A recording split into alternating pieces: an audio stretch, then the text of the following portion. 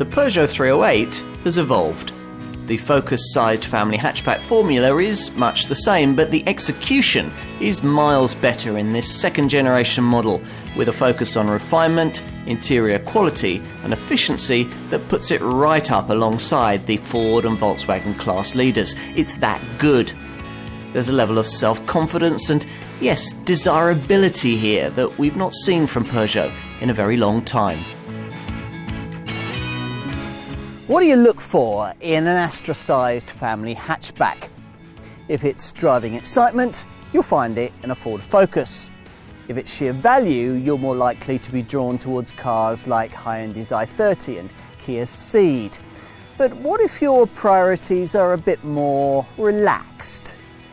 You want an expensive feel, an absorbent ride, a laid-back demeanour, and a car that makes you feel that you're in something much nicer. Perhaps, just perhaps, you want one of these, Peugeot's second generation 308. Mid-sized compact Peugeots with a 3 designation go all the way back to the 301 of 1932, progressing through the pre-war 302 and the post-war 304 to the 305 and 306 models of the 80s and 90s. By then, the French brand had become less aspirational in the family hatchback segment as volume sales were chased with the forgettable 307 of 2001, the underpinnings of which also formed the basis for its less popular successor, the first generation 308 of 2007.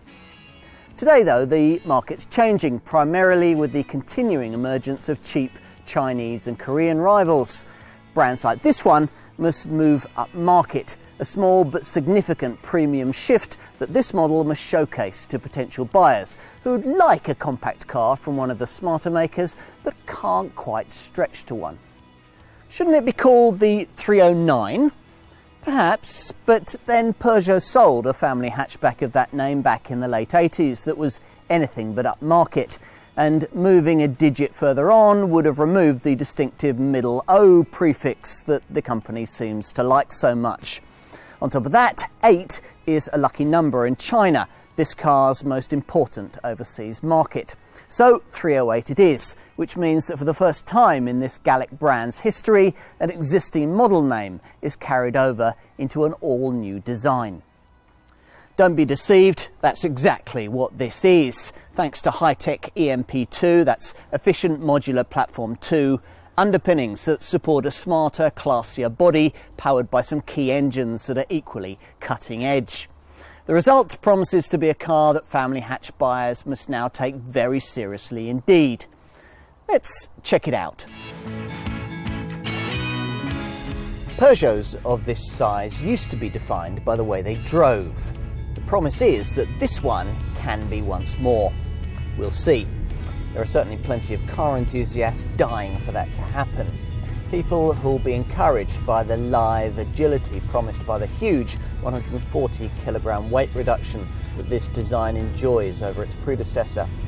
People too whose first impressions will be positive as they settle in behind the small, low-set steering wheel that's now an established brand trademark and peer above it at a slick-looking dial pack.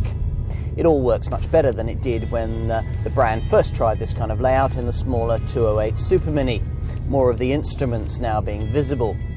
Those who remember the old 307 won't be left with that feeling of being perched on a bar stool, while folk trading up from the original 308 will appreciate better visibility and comfier seats.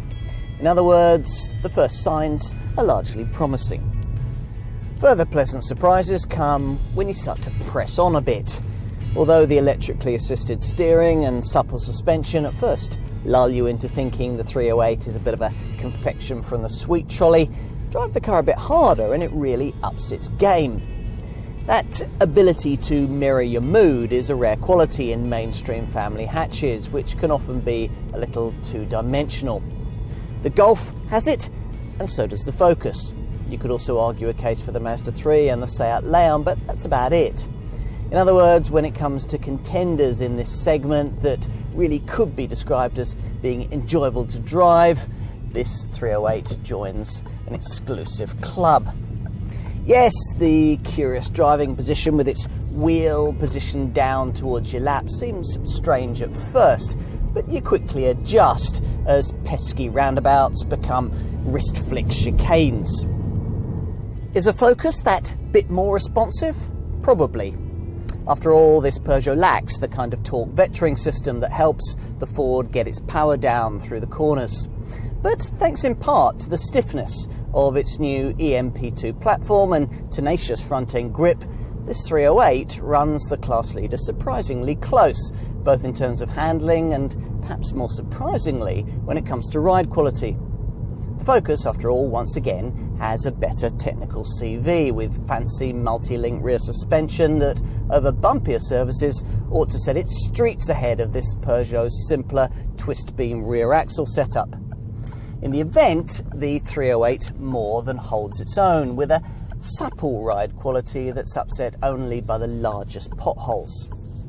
Yes, there's a slight softness to the ride, but it's not that sloppy portliness that affects many bigger French cars. In fact, I'd go as far as to say that this Gallic contender actually betters its Ford rival around town, where it helps that the turning circle, 10.4 metres, has been reduced by a useful 30 centimetres. The steering response feels good at those kinds of speeds, which is some compensation for the slight lack of feel you get when you're cornering a little more quickly. Less impressive than the ride and handling balance is the gearshift quality. Feebler engines get 5-speed manual boxes, while the more modern units get 6 ratios.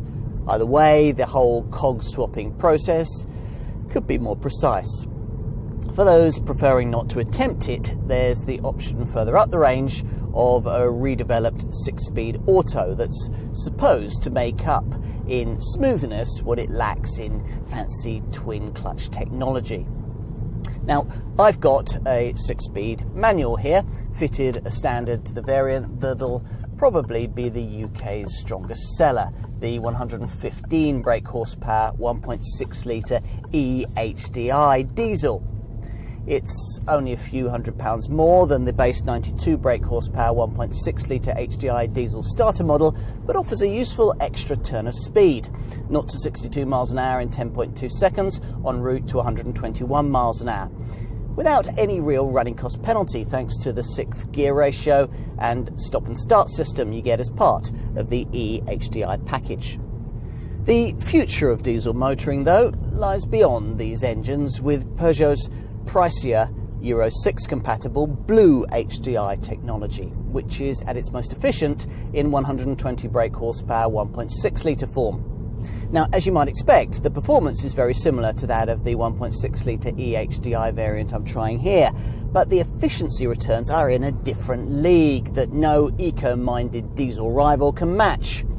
You can also go Blue HDI 308 motoring in 2 litre 150 brake horsepower form, but the on-paper performance advantages are tiny and the running costs are much higher. So unless you really need the extra torque for towing or something, then I'd save your money. On to petrol power. To be frank, it's refreshing to find a car in this class that can still offer a truly credible and realistically priced petrol engine option these days, but you'll find one here. Not, it must be said, at either the top or the bottom of the range. The baseline 82 brake horsepower 1.2 litre VTI unit is really better suited to the smaller 208 Super Mini. Its 3 cylinders are reluctantly dragging 1.4 tonnes of 308 to 62 miles an hour in 13.3 seconds, on the way to a rather strained maximum of 107 miles an hour. Now, go to the other extreme, the 1.6 litre THP petrol turbo borrowed from the old Mini Cooper, and you'll not want for performance, but you'll pay for it at the pumps when you compare against the best of the comparable competition. The 125 brake horsepower version makes 62 miles an hour in 10.4 seconds en route to 126 miles an hour, while the 156 brake horsepower variant improves those figures to 8.4 seconds and 132 miles an hour. You can go even faster too, a 266 brake horsepower version of this engine powering the top 308R hot hatch to the 62 miles an hour benchmark in around 6 seconds. Back in the real world though, I'd counsel you to ignore all these green pump options and instead focus on one of the best petrol power plants you can buy, not only in this car, but I'd suggest in this entire segment of the market. The 1.2 litre eTHP unit may only offer 3 cylinders, but it punches well above its weight, whether you choose it in 5-speed 110 brake horsepower or 6-speed 130 brake horsepower guise. The far more affordable and slightly more economic lower powered version's the one to choose, offering a 10-second 0 to 62 mph sprint time, just a second slower than its pokier stablemate, and a 120 mph top speed that's exactly the same. Once upon a time, 3.0 series Peugeots were a visual cut above the mainstream, with automotive historians fondly remembering the sweeping 301 and 302 models of the 30s, or even the Pininfarina design 305 that sustained the brand into the 80s. Since then, it's hard to think of any compact family Peugeot that's made much of a driveway statement. Until this one, perhaps. It's slightly wider, slightly shorter and slightly lower than its predecessor, with shorter overhangs that push the wheels nearer to the 4 corners of a new modular EMP2 platform, so sophisticated that it required no fewer than 116 patents. The handsome front end features a sculpted bonnet with distinctive swage lines that flow into Sharky headlamps, offering LED lamps on plusher versions like this one. The overall effect is a look that's confident yet modern and restrained, which is exactly what you'd need if you're trying to push your company up market a bit. In the lower area of the front bumper, a wide air intake is framed by fog lamps that incorporate directional indicators and are set into a C-shaped chromed surround. Moving back past the pebble-shaped door mirrors with their neat built-in LED turn lights, 2 strong character lines flow into a toned triangular rear 3/4 panel that sits above subtly bulging rear haunches. The slim rear screen looks smart too, as do the small but intricately formed rear light clusters that, when lit, illuminate a distinctive 3-lion claw visual signature. Overall, there's a pleasingly understated maturity about the styling on offer here. It's not trying too hard. We like that. Size-wise, Peugeot clearly believes that less is more. In fact, I can't recall the last time I heard a manufacturer crow about the fact that its latest car was the smallest in its class, yet that's exactly what's on offer here. At only 4.25 metres long, this 308 is fully 12 centimetres shorter than a Focus, and it's shorter than a Golf too. Yet a larger 2.62 metre wheelbase and those restricted front and rear overhangs combine to ensure that cabin space standards remain class competitive. Pretty much the same as before, in fact. To prove the point, let's pull back one of the wide opening doors and take a seat in the back. Here, as usual in this class, there's reasonable space for 2 adults, but 3 will be cramped and knee room all round could be better. Specify your car with the full-length CLO glass roof that I have here, and there's the bonus of an airy feeling atmosphere. But the downside is the way the arrangement robs taller passengers of those last few millimetres of headroom. On the plus side though, plusher variants like this one get a centre armrest mounted ski hatch that also lets rear seat passengers reach back for items that may have been left in the boot. Moving from people space to package room, let's consider the boot, accessible via a low loading sill and a wider opening, and 22% bigger than before. How can the smallest car in its segment offer the largest trunk? Answers on a postcard, please. In total, there's 470 litres on offer back here, provided you include the useful 35-litre underfloor section with its useful divided storage compartments in that calculation. Overall, we're talking here of a space 25% bigger than that of a Volkswagen Golf, 35% larger than that of a Vauxhall Astra, and a whopping 50% roomier than that of a Ford Focus. If you really need to maximise that trip to IKEA, you can use the optional ski hatch, or fold down the 60/40 split seats completely and release the full 1,309 litre maximum loading capacity. No, the seats don't fold fully flat. The backrests simply flop onto the seat bases. But given the amount of space that's delivered, it seems churlish to grumble. If you do need more, then you'll need to talk to your dealer about the 308 SW estate model. Take a place in one of the very comfortable seats up front in what Peugeot rather pretentiously calls the I-cockpit, and four things are immediately apparent. Quality, lack of button clutter, the big centre dash LCD infotainment screen, and most notably the tiny steering wheel, above which rather than through which you're supposed to view the instruments with their finely sculpted red needles. Let's start with that, part of an arrangement first seen on the smaller 208 Super Mini, but more effectively delivered here because it's easier to see the high mounted dial pack above the wheel rim. Yes, it's a bit of a culture shock. Yes, you'll eventually get to like it. Yes, you should ignore whinging journalists who don't. With that issue out of the way, you can start to look around the cabin and try and appreciate what Peugeot has tried to do with the interior of this 308. With the possible exception of the rather incongruous looking oversized gear knob, it's all very nice indeed, with lovely touches like the Aston Martin style contra-rotating rev counter. Plenty of soft touch plastics and cool chrome finishes mean that the quality is certainly a cut above what you'd expect from a model priced against rivals from Ford, Vauxhall, Toyota and Renault. But perhaps we shouldn't be surprised by that. After all, Peugeot owns the company, Faurecia, that produces many of the premium quality interior furnishings that you get in posh German cars. Jump into this model after familiarisation with an Astra or a Focus, and you wonder where all the buttons have gone.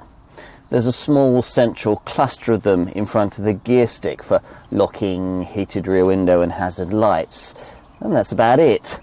Otherwise, everything's been relocated to the 9.7-inch colour LCD touchscreen that's standard on all but baseline models and dominates the centre of the dash. Now, whether you think that this is a good thing or not will depend very much on your point of view. The functions aren't as immediately intuitive as the usual knobs and dials, of course, and personally I'd have separated out the ventilation controls back onto the dash because it's a bit irritating to have to switch screens and jab away at a touchscreen every time you want to change the temperature or alter the fan speed. Having said that, this setup works well once you're used to it, featuring sat-nav as standard, along with access to vehicle settings, Bluetooth phone functions, and a stereo system which can feature a 6.9GB jukebox as well as a photo viewer. Plus you get various optional driving aids and a selection of downloadable Peugeot Connect apps. To activate and select from these, you'll need to pay an annual subscription which gets you a so-called plug-and-play 3G key that slots into the USB port you'll find in front of the gear stick. You'll then be able to get yourself apps telling you everything from the nearest parking space to traffic information, weather and tourist tips. The Coyote app's worth downloading too, a crowdsourced warning system that briefs you on highway hold-ups, danger points and speed traps already encountered by over 2 million other road users.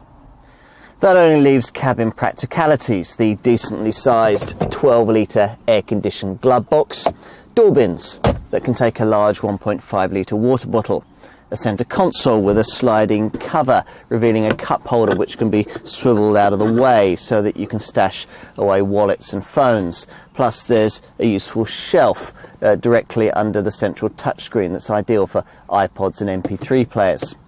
Finally, I should mention the fact that you have to have an electric parking brake, not normally a feature that I'm in favour of. This one though is automatic and disengages without requiring a push, which is a big plus in its favour. Expect to pay somewhere in the £15,000 to £25,000 bracket for your 5-door 308 hatch. That's pretty much par for the course in the Focus and Astra segment. Unlike most of its rivals, Peugeot isn't bothering to offer a three-door body style. No, not even on the top 266 brake horsepower 308R hot hatch version, a car that features a whole range of performance modifications really designed to take the fight to Volkswagen's Golf GTI. Here though, I'm going to focus very much on mainstream models and attempt to try and help you navigate through the bewildering range of engine choices that Peugeot offers. Let's start with the petrol lineup, and I'll keep it simple. Choose the 1.2 eTHP 110 brake horsepower turbo variant, a car that'll require a budget starting from around £16,000.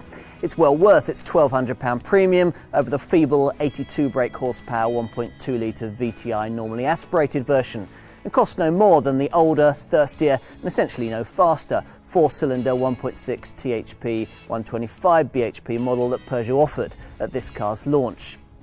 There are other petrol options, of course, notably a 130 bhp version of the same 1.2 eTHP engine, but it's not much faster and costs quite a lot more.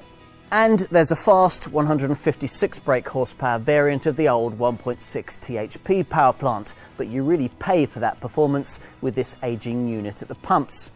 No, choose your petrol-powered 308 in 1.2 eTHP 110 brake horsepower form.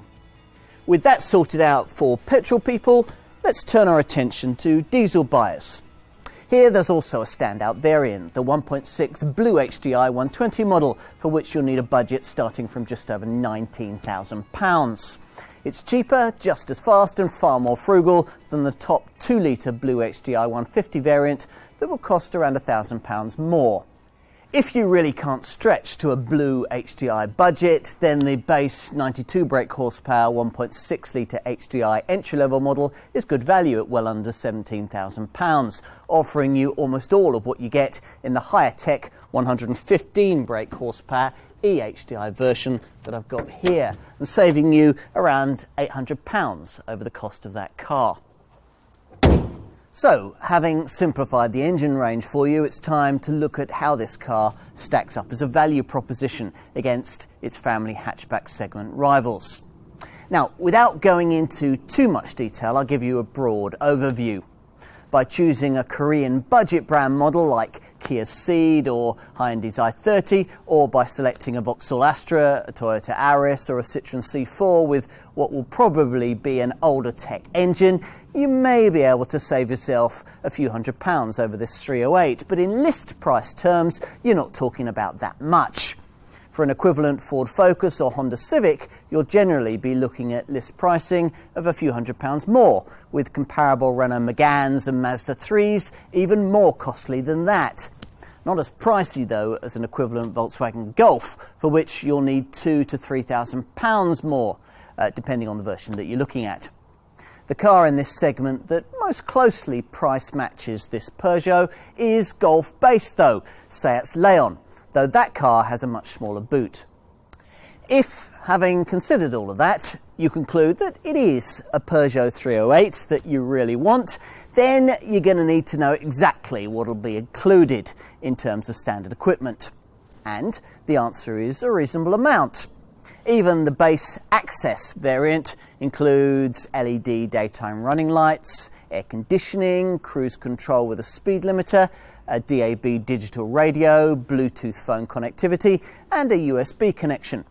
What it lacks though, apart from an alarm which seems a bit mean, is the large 9.7-inch infotainment touchscreen with satellite navigation setup fitted across all the other trim levels, a display that really completes the cabin of this car. For that, you have to buy in at an active spec level that doesn't include the base 1.2 litre VTI petrol engine, and which needs a £1,400 premium over entry-level trim on, say, the 1.2 eTHP 110 brake horsepower petrol version that I've recommended you consider. Still, as well as the sat-nav, auto air conditioning and parking sensors you don't find on most comparably priced rivals, the extra outlay does also get you things like alloy wheels, plus auto headlamps and wipers. Further up the range, on top models like this one, there are niceties like full LED headlamps, 18-inch sapphire alloy wheels, keyless entry, a high-end Denon hi-fi system, a reverse parking camera, a panoramic cielo glass roof, and stylish Alcantara trimmed sports seats, replaced here by lovely optional Napa leather chairs with a massage function that's supposed to be soothing but actually isn't very effective. There's also the option of a park assist function to automatically steer you into the tightest spaces. Safety-wise, all models feature twin front, side and curtain airbags, plus all the usual electronic assistance features for braking, traction and stability control to hopefully ensure that they'll never be needed. All of which justifies a 5-star Euro NCAP safety test showing. Optional across the range is a blind spot monitoring system that stops you dangerously pulling out to overtake in front of another driver. And either standard or optional on top models is what Peugeot calls its driver assistance pack, inclusive of 3 key safety features. Dynamic cruise control uses a radar to constantly keep you a safe distance behind the car in front on the highway, while an emergency collision alert system will constantly scan the road ahead of you for potential accident hazards. If one is detected, you'll be warned. If you don't respond or aren't able to, an emergency collision braking system will automatically apply braking for you to decrease the severity of any resulting accident. If the worst should happen and you specified the Connect, SOS and Assistance setup, you'll be especially well protected. It'll sense any accident and automatically alert the emergency services, giving them your exact GPS location. Could be a lifesaver. All the usual efficiency initiatives have been taken up in the creation of this car. The electric power steering, the wind-cheating shape with its sleek 0.28 CD drag factor, and the ultra-low rolling resistance tyres, offer up just a few examples. Even the LED headlamps you can get on plusher models play their part, consuming 50% less energy than conventional halogen lamps. As with any fresh design though, the biggest gains in this respect come with a reduction in weight, which is why this Peugeot is a significant 140 kilograms lighter than its predecessor. That's equivalent to the weight of a couple of adults. Has that been achieved? Well, it certainly helps that this second generation 308 is a couple of centimetres shorter than the original version, but over half of the total weight saving has been made thanks to the use of aluminium and various composites in the new EMP2 platform this car sits upon, with further gains made through things like a tailgate crafted from thermoplastic. The predictable result is that this Gallic family hatch is easy on the scales. As an example, the base 1.6 HDI version has a gross weight 60 kilograms lighter than a comparable 1.6 TDI Volkswagen Golf. Which is one of the main reasons why versions of this car with Peugeot's newer engines enjoy a small but significant cost of ownership advantage, not only over a Golf, but also over most other rivals in the Focus-sized family hatchback segment. Efficiency headlines here are dominated by one variant in particular, the 1.6 Blue HDI. This 120 brake horsepower diesel 308 gets the company's latest Euro 6 technology to eliminate 90% of NOx emissions and virtually all harmful diesel particulates.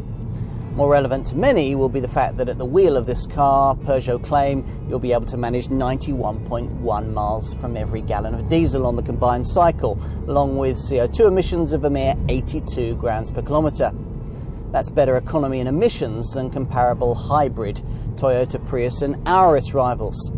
There's a pokier 2-litre version of this Blue HDI unit, but here the returns fall to 72.4 miles to the gallon and 103 grams per kilometre. The only problem with the Blue HDI engines is that the technology they use is still a little on the pricey side. This is the reason why many 308 customers will prefer to opt for the older HDI and eHDI 1.6 litre diesel units carried across from the previous model lineup, which are still pretty efficient. Whether you go for the base 92 brake horsepower 1.6 HDI or the 115 brake horsepower 1.6 eHDI variant, you can expect a combined cycle fuel showing of somewhere between 76 and 78 miles to the gallon and a CO2 return of 95 grams per kilometre, which is well up to class standards.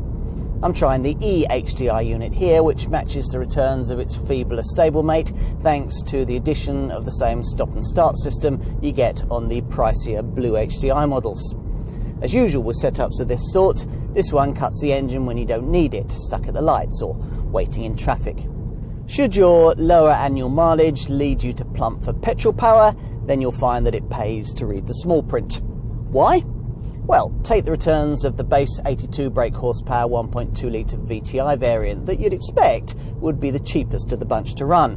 56.5 miles to the gallon on the combined cycle and 114 grams per kilometre of CO2. Not bad, but substantially bettered by the figures you'll get from the next unit up in the range, the much pokier 110 brake horsepower 1.2 litre eTHP model, which manages 64.2 miles to the gallon and 104 grams per kilometre, returns that fall only marginally if you order the same engine with 130 brake horsepower. Again, it's the addition of a stop and start system that makes all the difference here. That and more up-to-date technology, of course.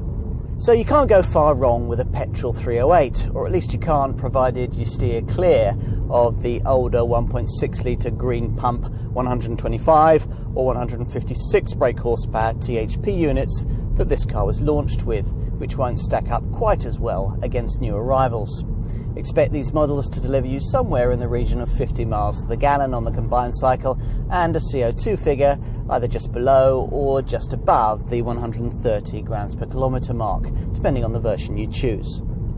What else? Well, the 3-year 60,000 mile warranty isn't as good as some other rivals offer, but at least insurance groupings should be competitive. To give you a few examples, the base 1.2 VTI petrol variant is rated at Group 9E, the entry-level 1.6 HDI diesel 15A, and a 1.6E HDI diesel like the one I'm trying here at either 18A or 19E, depending on the spec you choose. Maintenance costs should be lower than this car's predecessor too, 22% more affordable than before, thanks to longer service intervals and careful parts pricing. Redesigned brakes are said to offer 40% better brake pad life, while careful control of wheel toe-in is supposed to give 20% better tyre longevity. Every little helps, you see. Taxation? Well, go for the Blue HDI 120 model and you can expect your benefit in kind rating to be the lowest of any car you could have chosen in this segment. As for residual values, well, no, you can't expect these to be quite up to Volkswagen Golf standards, but Peugeot is certainly getting there. Independent industry experts CAP go as far as to call this 308 a game changer in this respect. Independent assessments suggest that a second-generation diesel 308 will be worth £1,475 more after 3 years and 60,000 miles than the value its predecessor would have managed over the same period. For a petrol-powered model, the figure rises to £1,600 over the same time frame. Peugeot isn't just building a car with this 308, it's building a reputation. For too long, this much-loved brand lost sight of what made people want its products. Now, it's setting out to build desirable machines once more, models that aren't simply playing catch-up or trying to copy the big sellers. Sure enough, this is a vehicle with a definite feel of its own. It's not going to appeal to everybody, but it is now a car that the company can rightly feel proud of, a contender good enough to worry the best in the business. After all, it gets so many things so right. French family hatchbacks in this class haven't always been able to justify themselves, either in terms of quality or in the harder discipline of pounds and pence running costs. But this one excels in both these areas. Then there's the driving experience. Gallic models have traditionally pleased either the petrol head or the passenger, rarely both. This car manages that balance too, and despite compact dimensions, it also has the largest boot in the class. Drawbacks? There aren't too many at all. Rear seat accommodation could be better. Not everyone will like the infotainment touchscreen or the fact that you can't have it in entry-level trim. And years of premium product development will be needed before residuals can fully match those of a rival Volkswagen Golf. But then you can allow for that with more affordable upfront pricing. Overall though, what's on offer here is a car that looks set to restore Peugeot's reputation for building elegant, comfortable and understated vehicles. A car that finally makes good on the brand's upmarket aspirations. It's been a long time coming.